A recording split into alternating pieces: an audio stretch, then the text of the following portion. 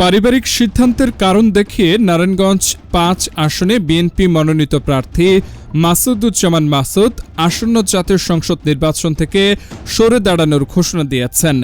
মঙ্গলবার ১৬ ডিসেম্বর দুপুরে নারায়ণগঞ্জ প্রেস ক্লাবে সাংবাদিকদের সাথে মতবিনিময় সভায় এই ঘোষণা দিয়েছেন তিনি। এই সময় তার সিদ্ধান্তে উপস্থিত সংবাদকর্মী ও তার অনুসারীরা বিস্ময় প্রকাশ করেন।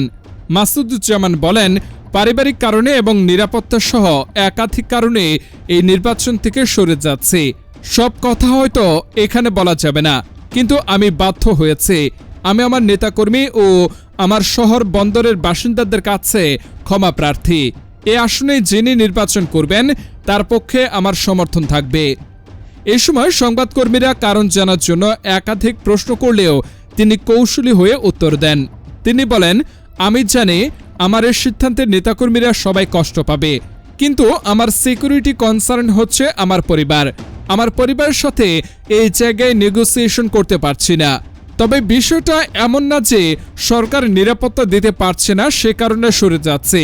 এখানে ব্যক্তিগত বিষয় আছে যা বলতে পারছি না, বা দল থেকে এই আসনে অন্য কাউকে মনোনয়ন দিয়ে দিচ্ছে এমনও না। আমি ব্যক্তিগতভাবেই এই সিদ্ধান্ত নিয়েছি, যোগ করেন তিনি।